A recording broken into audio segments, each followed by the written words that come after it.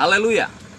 Puji Tuhan, salam sejahtera dalam kasih Tuhan Yesus Kristus. Sebab rancanganku bukanlah rancanganmu, dan jalanmu bukanlah jalanku. Demikianlah firman Tuhan. Seperti tingginya langit dari bumi, demikianlah tingginya jalanku dari jalanmu, dan rancanganku dari rancangan. Ayat yang terdapat dalam kitab Yesaya pasal 55 ayat 8 dan ayat 9 ini seringkali dijadikan sebagai kata-kata penghiburan bagi seseorang yang mengalami kegagalan. Kita menghibur orang itu dengan berkata bahwa mungkin Tuhan punya rancangan yang lebih baik, dan kita kutip ayat ini sebagai dukungan firman Tuhan untuk menguatkan saudara kita itu. Tetapi yang jadi pertanyaan adalah, apakah ayat ini memang bertujuan seperti itu? Mari kita lihat apa sebenarnya yang dimaksud oleh ayat ini. Kita mundur sedikit ke ayat 7, atau mulai ayat 6 dan ayat 7 dikatakan demikian. Carilah Tuhan selama ia berkenan ditemui. Berserulah kepadanya selama ia dekat. Kemudian ayat 7 berkata, baiklah orang fasik meninggalkan jalannya, dan orang jahat meninggalkan rancangannya. Baiklah ia kembali kepada Tuhan, maka dia akan mengasihaninya, dan kepada Allah kita, sebab ia memberi pengampunan dengan limpahnya. Di ayat 7, Tuhan memberi nasihat, atau ada sebuah nasihat untuk orang yang disebut orang fasik. Supaya apa? Supaya orang fasik itu meninggalkan jalannya. Kemudian juga orang jahat untuk meninggalkan rancangannya. Jadi ada dua orang yang disebutkan dalam ayat sini, ayat 7 ini. Orang yang fasik dan orang yang jahat.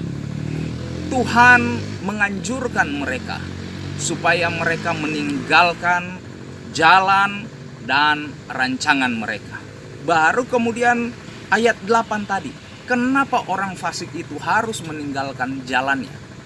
Kenapa orang jahat itu harus meninggalkan rancangannya? Ayat 8 adalah jawabannya. Sebab rancanganku, kata Tuhan, bukanlah rancanganmu, dan jalanmu bukanlah jalanku.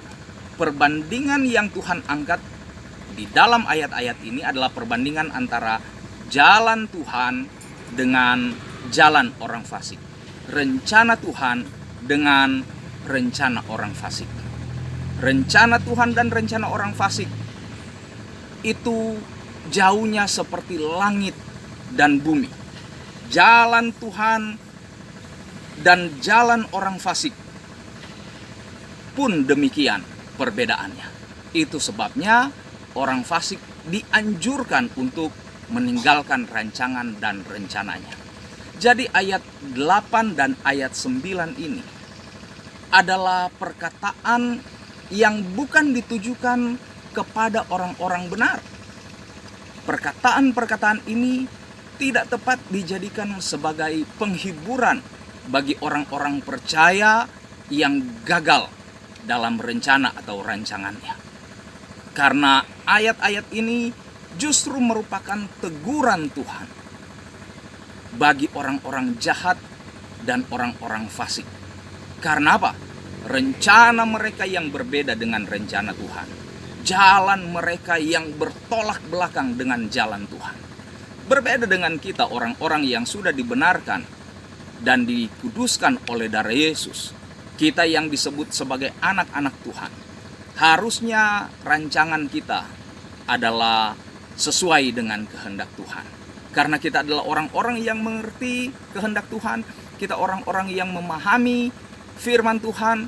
Dan tindakan-tindakan kita, rencana-rencana dan rancangan serta jalan kita haruslah selaras dengan kebenaran firman Tuhan. Puji Tuhan, semoga hal ini dapat mencerahkan kita dan kita terberkati dengan firman Tuhan. Haleluya, Tuhan Yesus memberkati kita semua. Puji Tuhan.